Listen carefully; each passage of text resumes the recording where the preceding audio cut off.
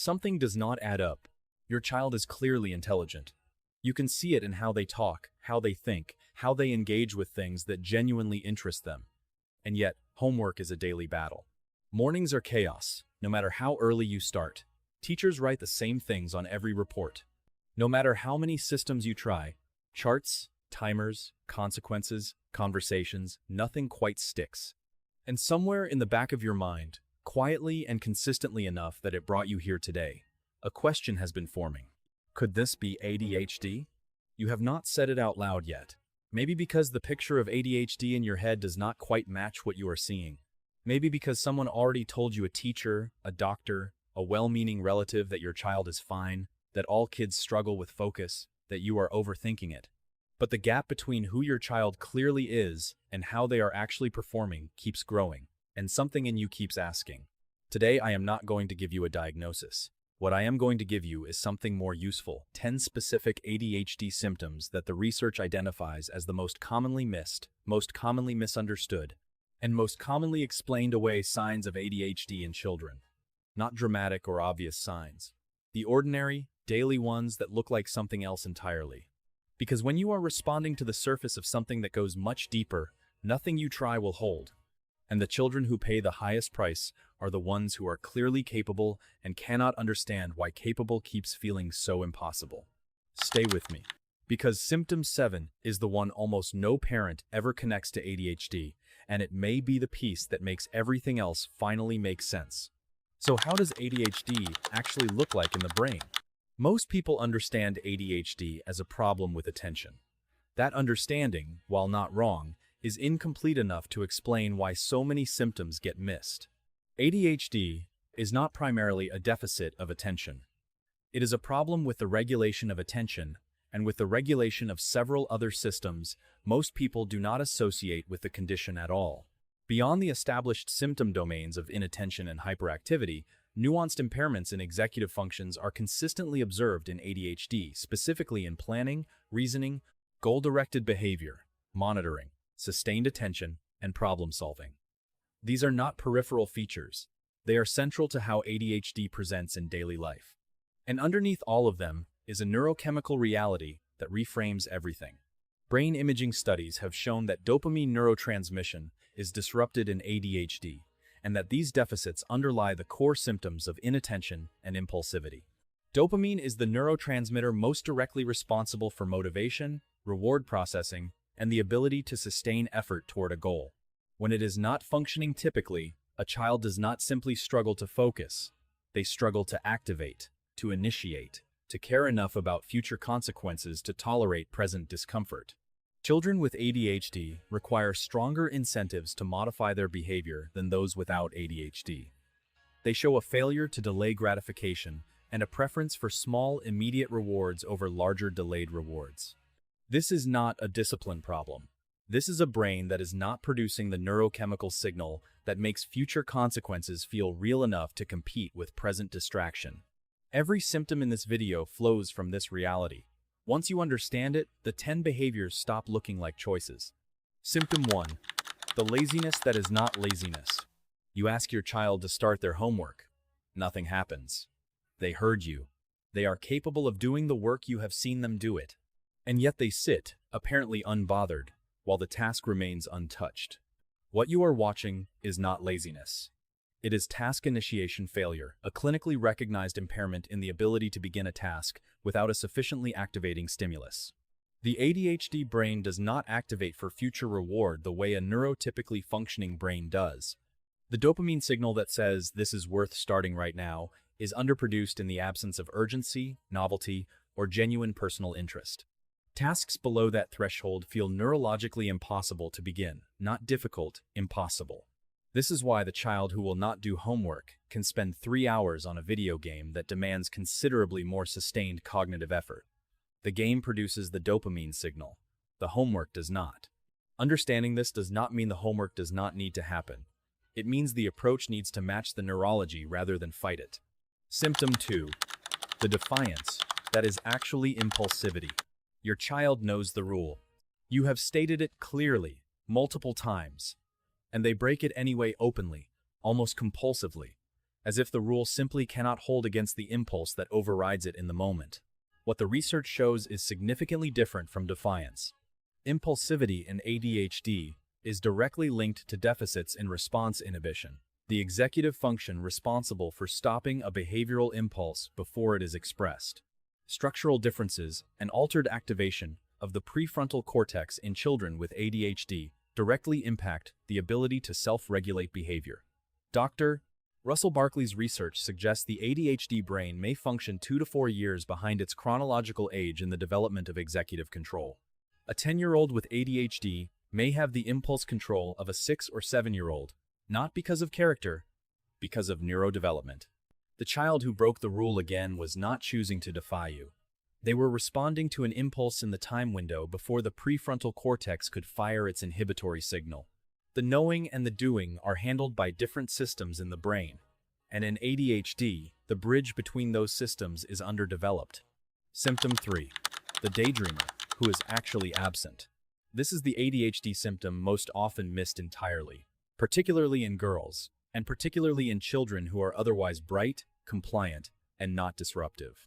Your child is sitting at the table, their eyes are open, they appear to be present, but when you call their name, it takes several repetitions. When you ask what they were thinking about, they genuinely do not know. They were not daydreaming about anything. They were simply absent. This is the inattentive presentation of ADHD, diagnosed far less frequently than the hyperactive presentation precisely because it is invisible. It does not disrupt the classroom. It simply produces a child who consistently underperforms their capabilities, frequently misses instructions, and has developed elaborate social strategies to mask the fact that they missed half of what was just said. The default mode network, the brain's resting state network, shows altered activation patterns in inattentive ADHD, contributing to the characteristic mental drift that looks, from the outside, like quiet daydreaming. The child is not choosing to check out. The regulatory system that keeps the brain task engaged is not functioning consistently. And the result is a child described by every teacher as bright, but inconsistent with the potential clearly present and the access intermittently blocked. Symptom 4. The emotional explosions that nobody talks about. This is the symptom that causes the most damage and appears in the fewest conversations about ADHD. Your child reacts to frustration or perceived unfairness with intensity dramatically out of proportion to the situation. Small setbacks produce meltdowns. Minor criticism produces either complete shutdown or an emotional storm. Recovery time is long, and the next day, they seem to have no meaningful memory of how big the reaction was. Most parents attribute this to temperament, anxiety, or poor parenting. Very few connect it to ADHD, but the research is unambiguous. Emotional dysregulation is now known to play a causal role in ADHD symptomatology. All children with attentional disorders exhibit emotional dysregulation, and a significant correlation between emotional dysregulation and inattention has been found consistently across studies. Emotional dysregulation in ADHD is defined as an inability to modulate emotional responses, resulting in extreme reactions that are considered inappropriate for the developmental age. The same prefrontal regulation system that governs impulse control also governs how quickly and intensely an emotional response fires. This is not dramatic personality. This is a brain that experiences emotions at full volume with an underdeveloped volume control. Symptom 5. The hyperfocus that looks like proof. There is no problem. This is the symptom parents most often use against the diagnosis. Your child cannot focus on homework for 10 minutes, but can spend 5 hours on a video game, a book series, or a specialized interest without breaking concentration. And this, you reason, proves the attention is there when they want to use it. The research explains why this reasoning is wrong. Hyperfocus is driven by dopamine release in response to engaging stimuli. It is not externally driven. A teacher assigning a project will not trigger it. It is created by internal interest in the subject, and it produces its own problems. Neglecting other tasks, losing track of time entirely, and becoming intensely irritable when interrupted. A qualitative study published in PMC found these 3 drawbacks: time blindness, task neglect, and interruption sensitivity, consistently reported by individuals describing their hyperfocus experiences. Hyperfocus is not evidence that attention is available on demand. It is evidence that the ADHD brain requires a specific neurochemical threshold to activate its focus systems, and that some activities reliably provide that threshold, while others do not. This is not a contradiction of ADHD. It is one of its most characteristic expressions. Symptom 6. The organizational chaos that goes deeper than messiness. Every surface in your child's room has something on it. The school bag is a disaster.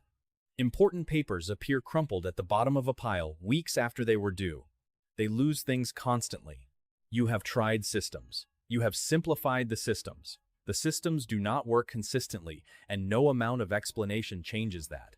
What you are dealing with is working memory impairment, one of the most disabling and least recognized features of ADHD. Working memory is the brain's capacity to hold information in mind and use it to guide behavior in real time. It is what lets a child follow a multi-step instruction without losing the thread midway through, remember where they put something while doing 3 other things, and hold an objective in mind while navigating the steps toward it.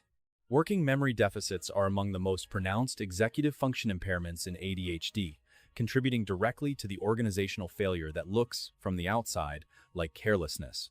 The child who loses everything is not careless. The information simply does not stay registered long enough to act on. Symptom 7. The sleep problem. Nobody connects to ADHD. This is the symptom that surprises parents most, and the one that, once understood, often reframes years of struggle. Your child cannot fall asleep at a reasonable hour. They lie awake long after lights out, mind active while their body is supposed to be at rest. In the morning, waking them is a genuine ordeal. You have tried earlier bedtimes, reduced screens, and melatonin. The pattern persists. Researchers have identified sleep problems in ADHD as an effect of impaired arousal, alertness, and regulation circuits in the brain, not a behavioral choice. Difficulties include delayed sleep onset, restless sleep, and trouble waking. Time blindness interferes with bedtime routines. Racing thoughts and emotional dysregulation make winding down difficult.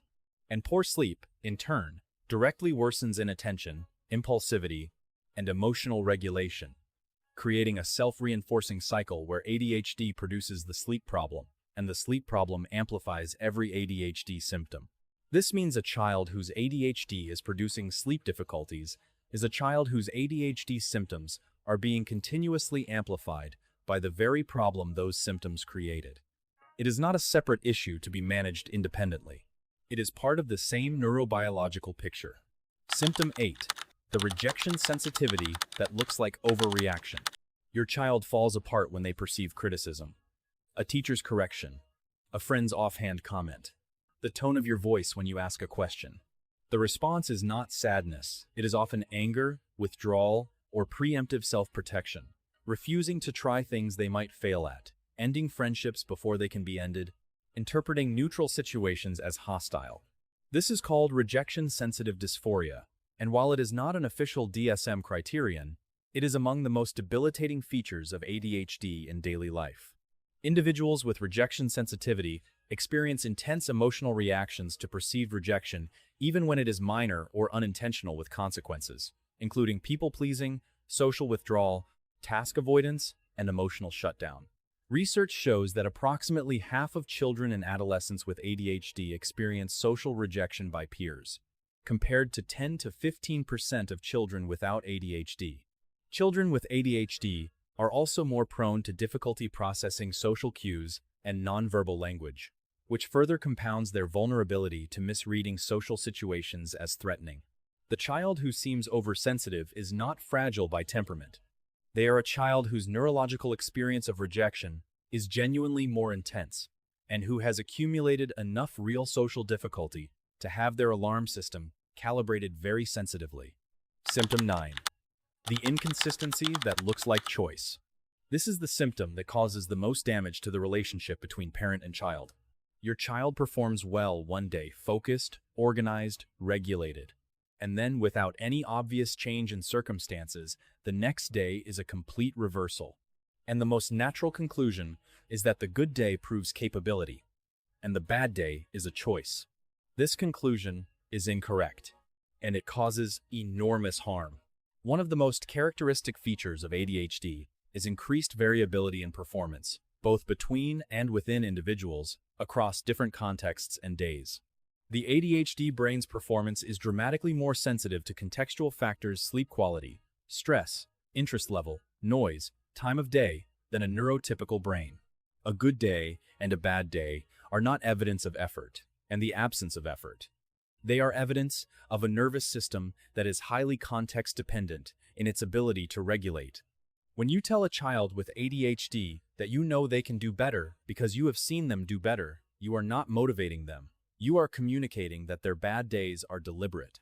And a child who believes their neurological struggles are character failures stops asking for help and starts defending against shame instead. Symptom 10. The time blindness that looks like carelessness. Your child is always late, not rudely obliviously. They look up from what they were doing, shocked to discover an hour passed when they thought it had been 10 minutes. They cannot estimate how long a task will take. Future planning feels abstract and unreal to them in a way that baffles you. Time blindness involves dysfunction across multiple brain networks, including the prefrontal cortex and cerebellum, affecting 3 distinct timescales: action timing, time perception, and long-term planning. Dr. Russell Barkley describes it as one of the most impairing features of ADHD. The brain does not experience time as a continuous, trackable resource. It experiences 2 time zones, now and not now. Everything that is happening is now. Everything else a deadline 1 week away, a consequence in an hour, a commitment made yesterday exists in the undifferentiated category of not now. It does not feel real until it becomes now. This is not carelessness. This is not inconsiderateness. The child who was supposed to be ready 20 minutes ago was not ignoring the deadline. They genuinely could not feel it approaching until it had already passed. Now what to do with what you have just heard? The label you have given your child's behavior is not neutral. The child who has been called lazy internalizes lazy. The child who has been called careless internalizes careless. The child told they can do better when they choose to internalizes that their hard days are deliberate failures. And the child who carries those labels into adolescence does so without ever having received the explanation, the support, or the accommodation that could have changed the trajectory entirely. A proper ADHD evaluation requires a qualified professional, a pediatric psychiatrist, developmental pediatrician, or clinical psychologist with expertise in neurodevelopmental conditions. It should include detailed developmental history, behavioral observations across multiple settings, standardized rating scales from both parents and teachers, and a clinical interview with the child. The evidence base for both behavioral intervention and, where appropriate, medication is among the strongest in all of child psychiatry. But the evaluation cannot happen if the behaviors are still being called by the wrong names. What this video asks of you is one thing: hold the labels more loosely. The lazy child, the defiant child, the dramatic child, the careless child, the child who just will not try. Consider that these may have been the best available explanation before you had better information. You now have better information. What the research tells us, across decades of converging evidence, is that these behaviors are not character. They are neurology. They are the visible surface of a brain working differently, struggling harder, and being judged by a standard built for a different kind of brain. That child deserves the right explanation, and you deserve to finally understand what you have been looking at. That understanding is not the end of the work. It is the beginning of doing the work correctly. If this video names something you have been watching without the right word, share it. Leave a comment telling me which of these 10 symptoms described your child. And subscribe for more science-backed content that helps you understand your children accurately. Until next time, look past the label. Find what is underneath it. Because underneath it, there is always a child who needed someone to look more carefully. And you just did.